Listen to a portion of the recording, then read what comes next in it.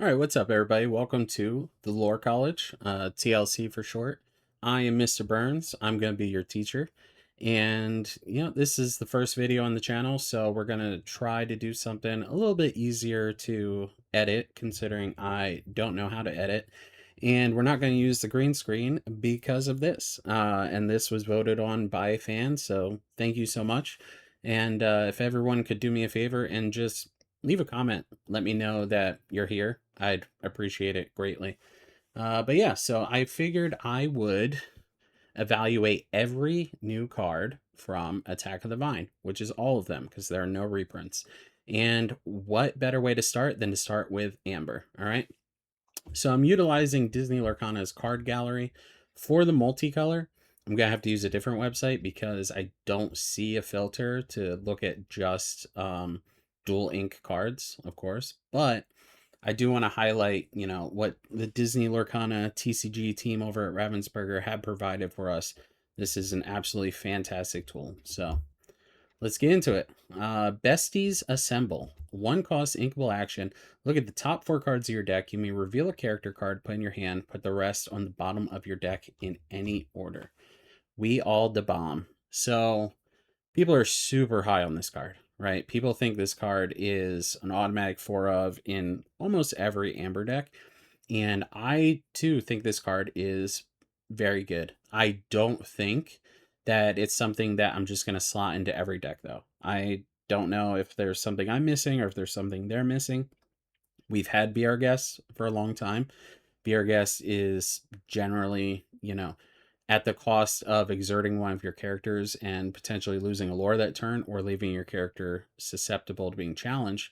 Sometimes you want that in Amber, right? Especially when we had Rapunzel effects and stuff like that. Whereas this card, I couldn't really see myself playing it in certain, let's say dogs lists, right? Because it's just so hard to come up with an extra ink every now and then. But I think this card is phenomenal in Amber Sapphire. I think it's phenomenal in Amber Ruby. And so I'm going to give this one a 4 out of 5. I think this is one of the better cards in the set. I just don't think it's an automatic 4 of in every Amber deck, like people are saying. I could be wrong. The set's not in our hands yet. Let's see. Tyler Baker. Well, nice to see a new Baker card, so Baker can sign something other than Be Prepared. But yeah, I don't believe there's shift target for this, so I'm gonna give this one, of course, just a 1 out of 5. Generic, 1 cost, 2/2, quest for 1. It's on rate, so vanilla character. Maylin Lee, 1 cost, 0/3, Red Panda Hero, Singer 3. But with the caveat, this character can only sing songs that have sing together, right? And we have seen in Hyperia City, they showed a couple of cards, and one of them was a 3-cost sing together card. So this one is just, quote unquote, a Cinderella in that sense. This character is on rate, being a 1 cost 0/3 quest for 1 with singer +2, right? Because a 1 cost character can already sing a 1 cost song. So I think this card's just fine. I would say it's a 3 out of 5. We already have so many really good 2-cost singers and 3-cost singers that unless you're singing something that costs 10, let's say, uh, it's very rare that you're going to need to go 1-cost singer, 2-cost singer, 3-cost singer. There's not that many songs that just in a 1 and a 2 are that good to sing. We do have, of course, a new one that we're going to talk about in Ruby when we get there. And we have Look at This Family, but we'll see how it plays out. Mike Wazowski, 1 cost, 2/1, quest for 1. This is a hero and a monster. When you play this character, you may pay 2 ink to give chosen character +1 lore this turn. So I really like these kind of effects. We've seen them in sets like Shimmering Skies, where they're kind of like modal characters. So it's going to be a below rate character with the upside. We can think of cards like Finnick, right? With the upside that if you just happen to have 2 more ink, then it's essentially a 3-cost character, and we've seen 3-cost characters with this effect. So I would give Mike Wazowski probably a 2 because on 3, it's just really underpowered. On 1, it's definitely underpowered. I wouldn't say it's unplayable though because flexibility is king, right? That might be a lesson one day. So I will give Mike a 2 for now. Powhatan Staff. One cost inkable item. Exert, pay 1. The next character you play this turn enters play exerted and gains bodyguard until the start of your next turn, right? I think that this card probably will not see play. It's just so hard to play something that that when you play it, it does not draw you a card, or it's not a threat that is able to gain lore. If you're ever in parity with your opponent and you're in a top deck war, this is just the worst thing ever. We do have certain things that benefit from your characters entering play exerted, of course, but I think we also have better ways to get those characters into play exerted. So as of right now, I'm gonna give Powhatan's Staff in constructed a 1. I actually do think it's a lot better in limited, but if you want to hear more about limited, I will actually be on the Mad Drafters channel. So we're going to be doing 6 and up again, and you can look forward to that. Let's see, we have Isabella Madrigal. 2 costs, inkable, 2/4, quest for 1. If you have cards in your deck that work with Madrigal characters, there's a plethora of them, right? Then this is significantly better than just any other vanilla card. If you are just looking for a 2-cost card, though, to slot into your deck, I think 2-cost 3/3s are probably just the best ones that you could possibly have. So, just in general, I would give this a 2 out of 5. But if you have things, like I said, that work with madrigals, I could see this going all the way up to like 3 or 4 out of 5, like one of the most important cards in your deck, because it is rare to have something with synergy that's also on rate and cheaply costed. Let's see. Next we have Priya, 2 costs, 1/4. I did sort these by cost order, by the way. I suggest most people do that when you're looking at new cards or building your decks, because the first 3 turns of the game are so important. Anyway, 2 costs, 1/4. Quest for 1. When you play this character, if there's a song in your discard, gain 1 lore. And she is just an ally. So this may be opening up some kind of new deck design, right? Because we do have that 1-cost Madrigal that when you play it, you can reveal a song from your hand to gain 1 lore, right? And we are losing a lot of the tools that we had for a lot of reach, right? And when I say reach, I mean ways to get over the finish line to get to that 20 lore without actually having to quest, right? Because I mean, how many games you get to 18 or 19 and then all of a sudden your opponent deals with every single character that you play for the rest of the game? It's incredibly frustrating. So it can be really nice and rewarding to have cards like this in your deck. I also like that it is just a yes or no. It's not like, if you played a song this turn, put the song on the bottom of your deck, something like that. It's just, yes, do you have it, or no, you do not have it.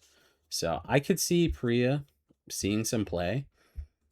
That being said, I still am gonna feel like this has got to be a 2 out of 5, because when it's in your opening hand, it's just not the best. And you're gonna really need to build your deck around, having a decent amount of songs and then utilizing the rest of your ink the turn that you play this, right? You're not playing it on turn 2 unless you played a 1-cost song. So yeah, I'm still gonna have to give this one a 2 out of 5. Let's see.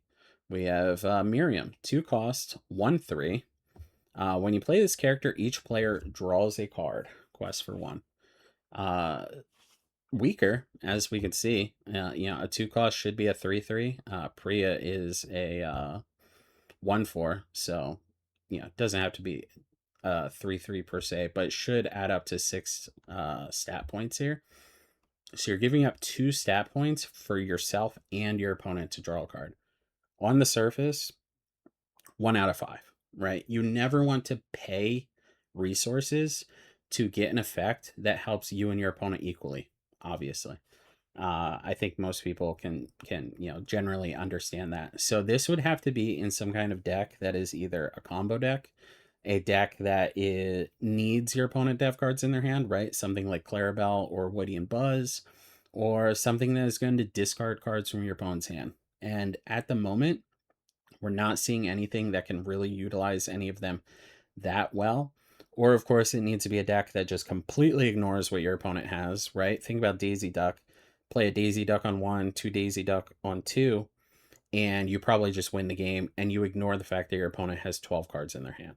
We're also still not seeing that. So, yeah, at the moment, I have to give this one a 1 out of 5. Lilo. Got Scrump in there. 2 cost, 2/3, quest for 1, has support. It's a hero. It's on rate. Support characters, in my opinion, should have a higher strength than willpower if they're going to be played. And historically speaking, the best support characters have had that, right? Uh, it is a shift target, so that could matter. So I will go ahead and give this one a 2 out of 5. But if you just really need Lilos and you don't want to play, the 1 cost Lilo for some reason, I could see it pumping up to a 3 out of 5 if you just need, the Lilo keyword. Pocahontas, 2 costs, 2/3, quest for 1, only giving up 1 stat point. And what's it giving up for? When you play this character, you may play a character with cost 1 for free. So, everyone knows free, generally broken, okay? It's pretty good to do things for free. Giving up only 1 stat point to play a character that will most likely have 4 stat points is pretty nuts. I think if this was a 2 cost 0/3 character, people would still play it, right? We have seen the power of Grandmother Willow. We have seen what happens when you can play a 1 cost character on turn 1 and then a 2 cost plus a 1 cost character on turn 2, right? This card is enabling Eleanor. This card is enabling so many things that your opponent does not want you to be able to do, especially when you're on the play. You play a 1 cost, they play a 1 cost, you play this, all of a sudden you have 3 characters in play to their 1. Yeah. And if one of them is, Pluto, you're dropping an Eleanor the very next turn. So I think this card is quite good. I think Ravensburger knows that, right? Because it is a promo. And I'm going to give this one a 5 out of 5. This card is probably going to be an all-star moving forward. All right, Mike Wazowski. 2 costs, uninkable, 0/4. When you play this character and whenever he quests, each player reveals the top card of their deck. If it's a character card, they may put it in their hand. Otherwise, put it on the bottom of their deck. So they fixed Daisy Duck and made it, in my opinion, probably almost completely unplayable. We have the same exact problem that we had with this character right here. Not only that, it's uninkable. And not only that, it's probably getting banished the very next turn unless your opponent wants you to keep giving them cards. And for only 1 lore, it's nowhere close to how good Daisy Duck was. I could be wrong. There could be some crazy deck with this. It is nice to have O4s that cost 2 when you're playing things like Dale. There are bodyguards in the format, obviously, that are quite good. You can follow this up with a Raja. So I could be wrong, but generally speaking, I would say this card is going to be a 1 out of 5. Even in the best case scenarios I'm describing, I can't really see it being better than a 2 out of 5 or maybe scratching a 3. So I'm gonna steer clear of that one for now. 2 cost, 1/2, quest for 2. Boo! While you have an exerted character named Sully in play, this character can't be challenged. So, how adorable. This used to be just the stat line, right? Like, if we look back at cards like LeFou and stuff like that, or even Aladdin from set 1 was a 2 cost, 2/1, quest for 2. So, this card's kind of just fine for its stats anyway. Now the vanilla stat line is a 2 cost 2/2 that quest for 2. You're only giving up 1 stat point. And so if you have cards named Sully in your deck, would you want this card? I don't think so, because I have read ahead and read what all the Sullys do. This is more of an aggressive card, whereas all of the Sully cards lean more towards, a controller or mid-range strategy. So because of that, I would have to give Boo a 1 out of 5 steer clear. If I didn't have you, 3 costs, inkable song. You and another chosen player each draw 2 cards. So maybe this is a hint to, more multiplayer support. When I did the main stage way back when, I asked, do you guys think about multiplayer when you're designing cards? They said yes, they do, which is great. I love playing multiplayer. I love playing teams. I don't know if people know, there's usually 2v2 team events at the DLCs, with the side events. All sing together cards say you and a teammate. So I really like that they're adding these, things that are good in multiplayer. And then, of course, we have seen with things like Clarabelle, it's fine to let your opponent draw cards as well. So it's nice that they can add something that we could still utilize in Core Constructed that is also good in multiplayer, right? Or a team event. Right now, we have Buzz and Woody. We don't have a lot of discard, right? You're not going to like sing this and you get your own friends on the other side and then you bend your opponent. Um, so at the moment, I'm gonna give this 2 out of 5, but I think that this is a card that all of a sudden 1 or 2 cards could be printed that could make this a 4 out of 5 type card. This is something to keep an eye on. Ming Li, 3 costs, 2/3. Actually, I should say about this real quick. I said symmetrical effects like this one earlier, not the best, but it has this free word in here. Okay, that is the most important thing. It is a song, so any character that costs 3 or more that has Singer 3 can play this card for free, right? So you're investing so much less. 2 ink is a lot of ink to invest. I know it doesn't seem like it. Trust me, it is. The fact that this is a song is the only reason that I'm saying we should keep an eye on it. If this was just an action that we're paying 3 for, I borderline wouldn't even want to play it in like fun decks. So, all right, moving on. Ming Li, 3 costs, 2/3, quests for 2. So it's giving up 1 stat point. If you have a character named Meilin Li in play, you pay 1 less to play this character. If you played a song this turn, pay 1 less to play this character. So obviously we do have some Meilin Lees that are pretty decent, right? And you can kind of think of this the same way you think of Bullseye. The one that if you have a Woody in play, it costs 1 less. And, it's kind of a pseudo 2 cost Singer 3. That's nice. It doesn't fight back as well as a card like Bullseye, right? So where could I see this being played? I can see this being played in some kind of like Steel Song type deck, right? It doesn't necessarily have to be Amber Steel. I could see this being played in a deck where you're going to be drawing a lot of cards and you'll get a turn where you can play this plus a few more characters that are all just very cheap that you're just going to, spew out and say check to your opponent, right? I don't see this being played in just every, red panda type deck because a 2/3 quest for 2, even on turn 2, is just like freely being eaten by a 2 cost 3/3, which are very common in the game.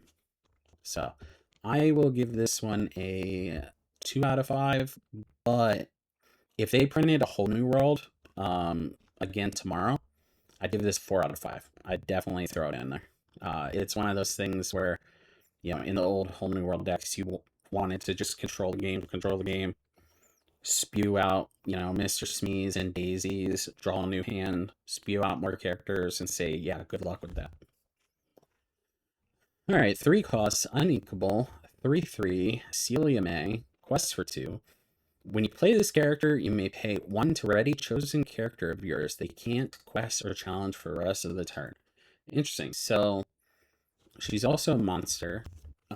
Just looking at this card with Mike, I'm thinking versatility is like a big deal for Amber monsters.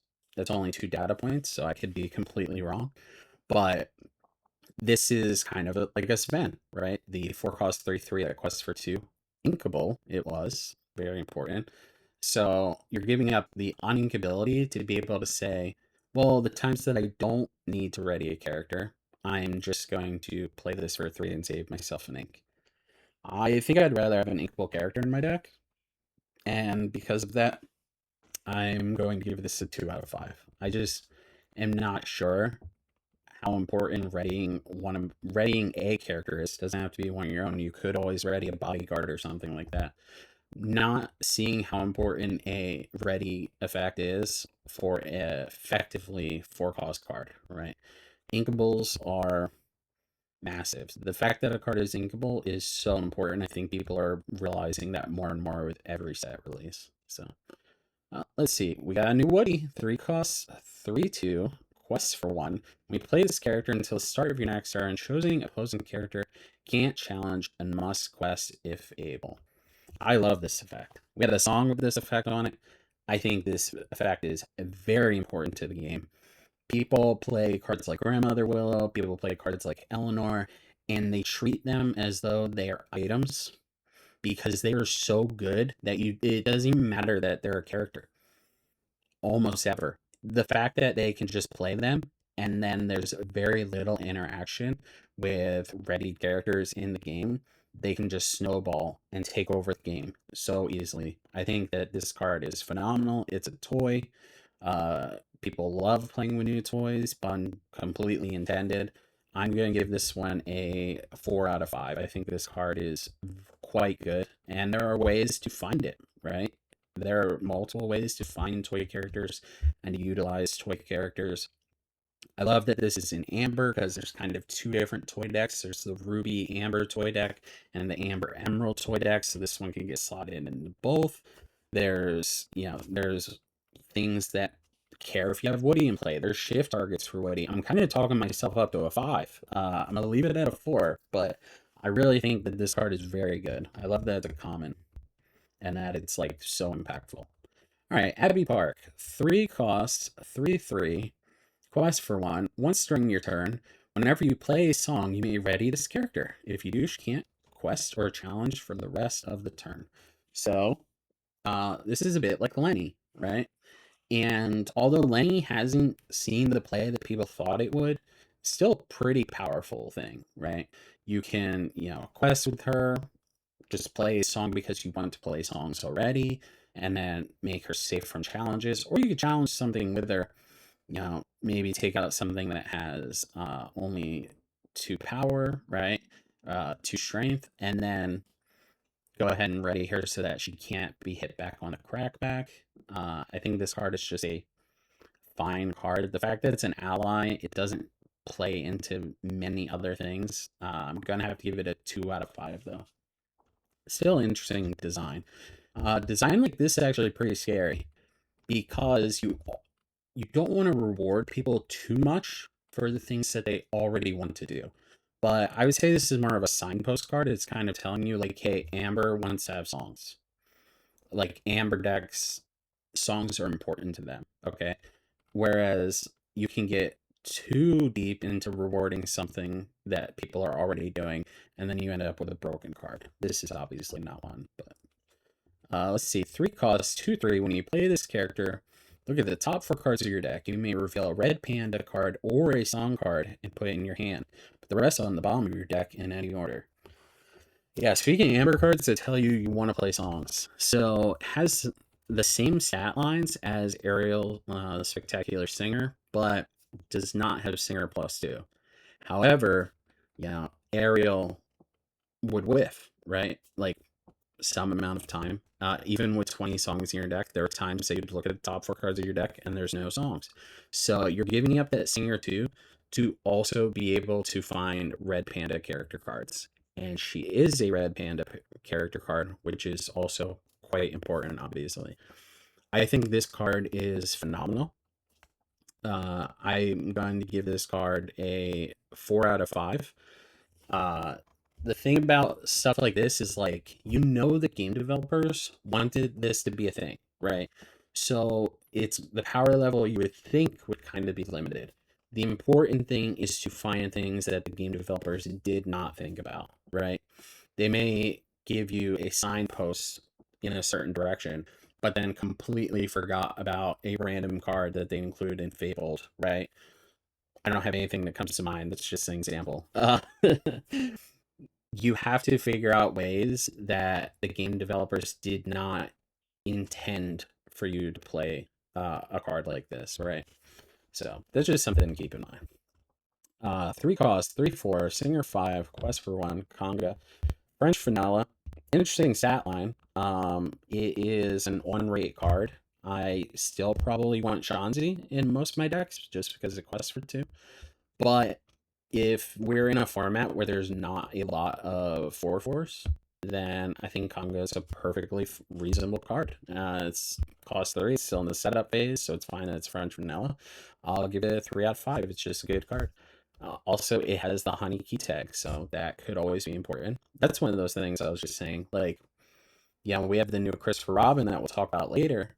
You know, maybe they designed a song in a certain ink color that they really did not expect people to pair with amber, right? And then all of a sudden, you can play a Singer 5 in your deck, and you're singing that song a turn or so earlier than the game developers expected you to. These are the kinds of things that you need to think about when you're thinking about breaking a format.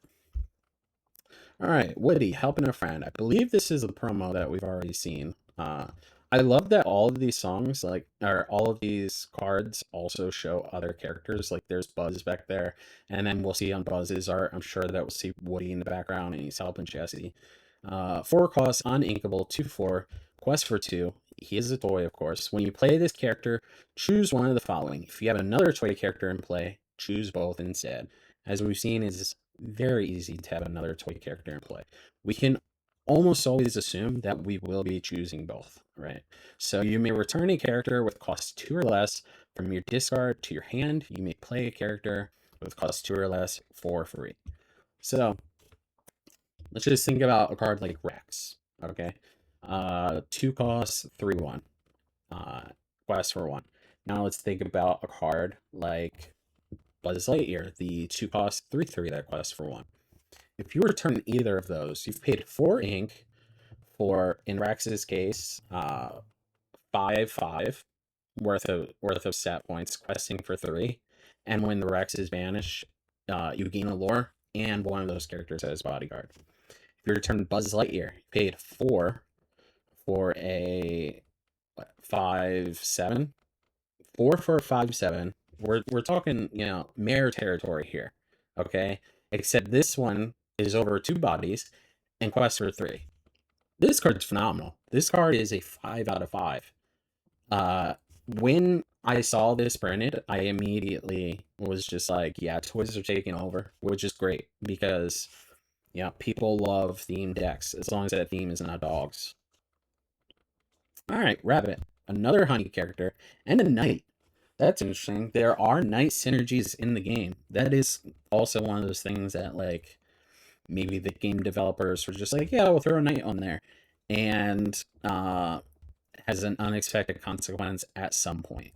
4 costs, 2/5, bodyguard. When you play this character, chosen honey character gets +1 lore this turn. So this card is mediocre, right? I'm shocked that it says chosen honey character gets +1 lore this turn. I think that the honey characters had to be nerfed a little bit because of Christopher Robin. So that's unfortunate. I don't even think this card is that great if it just said chosen character, right? But again, this is one of those times that, like, they want to point you in a certain direction and they want to reward you just enough for being in that direction and not overly reward you because you would already want to be in this direction anyway. So I would give this a 2 out of 5. 4 town, 4 asterisk town, 4 costs, 5/5, Singer 5, so only Singer +1. That's interesting. When you play this, whenever this character sings a song with Sing Together, draw a card and a quest for 1. So if we think about the Sing Together cards that we already know of. There's one that's like kind of mediocre in the next set, but let's talk about, the ones that we've been playing with. The reason they have Sing together is because they are incredibly powerful and, you know, have these really swingy effects already that are kind of hard to pull off, right? We have cards with Sing together 9, Sing together 8, stuff like that, Sing together 10. So the fact that you just get to draw an extra card, it's like, great. I drew, yeah, I played Dig a little deeper. I found the 2 cards I needed out of the top 7, and I get to draw a card. Uninkable 5/5, only Singer +1. I would give this a 2 out of 5. It's definitely no Ariel. 4 costs 3/4, quests for 2. Jasmine. When you play this character, each player draws a card. Same thing we talked about earlier. I would just go ahead and give this one a 2 out of 5. 4 costs 3/2, quests for 2. Whenever one of your Floodborn character's quests, chosen opposing character gets -1 strength until the start of your next turn. So, kind of interesting. This is something that we've seen in the Amber Mickey Mouse that's been making waves, the one that comes into play exerted, and then when you quest, something gets -2. Of course, -2 is twice as good as -1, but you also don't have to leave this one susceptible. And this one doesn't naturally get swept up in things like Under the Sea or Grab Your Bow, stuff like that. So it depends on how many Floodborn characters you're playing. If you, again, I'm going to keep saying this, like, if you naturally want to play Floodborn characters because they are very strong, then this could be a very dangerous card to print, right? As it stands, not knowing exactly what decks are going forward, I would give this 3 out of 5. I think it's just a good card. Like, 3 is a good score for those, I know everyone is like very polar. People want like 5 out of 5s, 1 out of 5. 3 is a good score. Rapunzel's Tower. So we have a new Rapunzel's Tower. 4 costs, 1 to move to, 8 willpower, gains 1 more. Your Floodborn characters get +2 willpower while here. 4 is a huge ask. 4 is definitely a huge ask. So I'm gonna have to give this one a 2 out of 5. I'm not gonna say it's completely unplayable because 8, you know, having 8 willpower is massive. It does at least gain a lore. I could see, tons of different effects that would make it so that you don't gain any lore, right? And it's kind of just an item that you would move to. So I will give it 2 out of 5. It is somewhat playable. 5 cost. Never not by your side. she's so adorably sad here. Sing together 5. So gotta sing together for all of those red panda cards above. Remove up to 4 damage total from any number of your characters. You gain 1 lore for each 1 damage removed this way. So that does not mean that you can remove 4 from each of your characters. All right, we'll just get that out of the way. It's across your entire board, remove 4 damage, right? And it is your own characters. It'd be interesting if you heal your own, or your opponents, just to gain the lore, right? Like, they're friends that all sing this healing song together. But anyway, you gain 1 lore for each 1 damage removed this way. So we've had effects like this. We've had like Grand Poppy, right? And people have always jokingly tried to make it work, and it just never does. Unless you're drawing cards for removing damage, it's almost always better just to play more characters than to remove the damage from the characters you already have in play. Characters are so good nowadays that they're almost always trading off. You don't have these giant board states where you have, random damage counters laying around, and healing it to full health is like playing a brand new character. This is a card that does nothing when you draw it and you're at parity, whether you're just staring at your opponent and neither of you are blinking, or if, both of you have nothing in play. It also does nothing when you're losing. So I would give this one a 1 out of 5, steer clear. 5 costs, uninkable, nobody like you. I do like that 4 town can sing these, like, thematically. I do enjoy that. Uh, 5 cost uninkable. Play a character with cost 4 or less for free. Okay. This does not mean shift a character. Someone specifically asked me that at Set Champs over the weekend. The fact that the shift cost is 4 does not mean that the character costs 4. Also, shifting is an alternate way of playing a character. So it's playing a character for free, and you can only pick one. So there's 2 reasons why you can't shift something off of this that would cost significantly more. Yeah, so 4 is just like not good enough in my opinion. If this was 5, maybe I could see it, right? Because you've invested 5 ink unless they are singers, which hopefully in Amber they are. But you've invested 5 ink and you're just getting character that costs 5, and then it's kind of like, you're double playing cards on a turn that you normally wouldn't be. I just don't think that the 4 cost characters right now are impactful enough to give up the fact that the cards that you sang this with will almost always be banished. That's the biggest issue, honestly. If you could guarantee that those cards would ready, then this card is just fine because it's also uninkable. We'll keep talking about the quadrants, right? If you don't know quadrants, I can make a video about it in the future. I've made a video on other channels about it. So when you're winning, you don't need this card. You're already winning. When you're losing, it's just gonna be like the worst.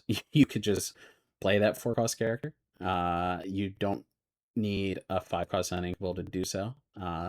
And when you're at parity, whether you and your opponents are both top decking, you don't have anything relevant to play for it. Or if you're both in a stalemate, you have all the time in the world to just play the characters naturally. You're not going to get a huge advantage. The biggest advantage you will ever get from this card is playing a singer on 1, playing a singer on 2, and then turn 3, playing this card along with a 3-drop in your hand, which you will then probably have like 0 cards in your hand. So I just don't see a scenario where this card really holds up. I'm going to give it a 1 out of 5. Gaston, however, Gaston is pretty good. 5 costs 3/4. When you play this character, you may banish chosen character with 5 strength or more. And it quests for 1, of course. Uncommon, shockingly. So think about World's Greatest Criminal Mind, okay? I think that that's a card that's phenomenal, especially when they introduce the new power level creep for Whispers in the Well. You were going to see a lot of cards like Demona, right? We're just going to see people playing 5 costs with 6 strength naturally, stuff like that. Of course, we have ways to influence our opponent's strength and willpower, right? We have cards that have support that we can choose our opponents, and then we can play World's Greatest Criminal Mind, and now we can play Gaston. If you were willing to pay 3 ink for World's Greatest Criminal Mind, you're basically paying 2 ink for 3 for the quest for 1, which is phenomenal, right? Not only that, there are ways to find this card, right? We can scroll all the way back up to Besties Assemble. If we are looking for a Gaston, we have ways to find it, right? We have beer guests, stuff like that. The fact that it is also a Singer 5, right, it's not nothing. There are things that we have Sing Together cards, we have stuff like that. This card is one of the best cards in the set, in my opinion, and I'm giving it a 5 out of 5. All right, the Horn King. While this character is exerted, you may play characters from your discard. If you do, they enter play exerted, you pay all costs. Thank you for the reminder text. 5 costs, uninkable. 5/4, only quest for 1. So this one's rough. This is one of those cards that I was saying there are benefits to having your characters enter play exerted, right? But at the same time, like, let's say we play that Powhatan Staff. We are paying 1 to have it enter play exerted, okay? And then we're paying 5. What ink do we have? Maybe we're playing a bunch of pudges from the discard pile. Okay, that's fine. The fact that the cards enter play exerted means you can't trigger things like Stitch, right? it's just gonna, I am really going to struggle to want to play this card in my deck with things like Let It Go in the format, with things like, a card that we'll get to that is essentially free because it's Sing Together that banishes a character.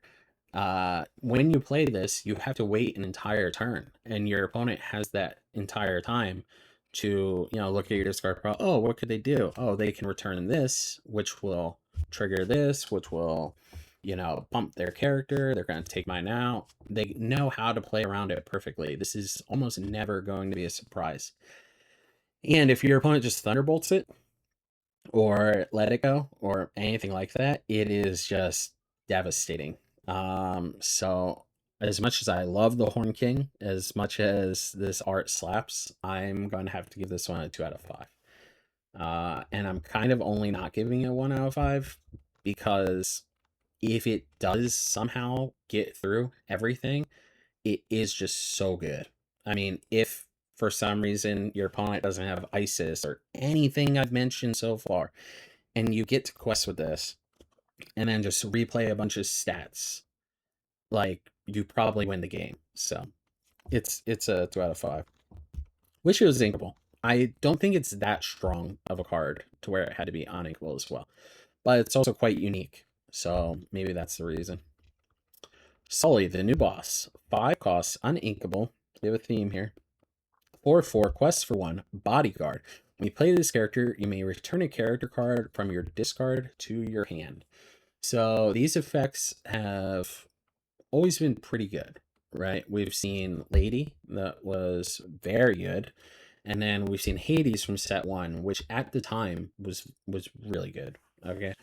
So 5 costs should be a 6/7, right? If it was inkable. So it's uninkable, so we could bump up the stat points or add some other effect, right? If it was a 6/7 and it had bodyguard, it would drop some stat points, but dropping down to 8 is substantial. So we are really only playing this card if we have a synergy with it, right? We've seen earlier, Boo needs Sullies in play to have a certain effect. Still not good enough. But we will see a dual ink Sully that this card is phenomenal with. Okay. And solely because of that card, I'll give this a 3 out of 5. Like, I think it's very good with that card, but then in almost all other situations, borderline unplayable. I think this could have quested for 2 easily. This could have probably been inkable. There's it could have been a 5/5. It could have been a 5/4, a 6/3, something else. I think that they went too safe with this because I could see how it can get out of hand. In and of itself, him plus another one is some sort of inevitability, but the game is so fast now and the cards are so good. I don't think that inevitability is good enough like it used to be. And I think they were a little gun shy when they were designing this card. So, all right, 5 costs, 3/7, quest for 2, Mirabelle Madrigal. Whenever you remove damage from one of your characters, you may ready them. If you do, they can't quest or challenge for the rest of the game. So, yeah, unfortunately, removing damage just not great in the game. It's just not. If this was whenever you remove damage from one of your characters, draw a card, like I said, earlier. Drawing cards seems to be the only way that removing damage counters has almost ever mattered in the game, right? So because of that, I will give this one a 2 out of 5, and I'm only giving it a 2 because it is a Madrigal. And there are some decent Madrigal characters out there that want other Madrigals. Madrigal. All right. 6 cost, 4/6, quest for 3, bodyguard, common. I love that, he's the protector because, of course, he fights John Smith in the movie. Spoilers for a movie from 30 years ago. But anyway, this card is just fine. We're not going to play it in constructed. This was clearly meant for either a Pocahontas theme deck for fun or limited play. So because of that, I'll give it a 2 out of 5. It's just fine card. But yeah, we're gonna end it there. Hopefully you enjoyed. Hopefully we will have the next ink colors out soon. And again, thank you so much for following me to this new channel. I know everything's brand new. I know it doesn't look the best. I'm working on it. Shout out to Ruben. He's been helping me out a lot. I'm going to leave a link in the description below if you enjoy, any of the graphics on the channel. That being so far the profile photo and the cover photo on YouTube, as well as Metafy. You can reach out to him and he's available for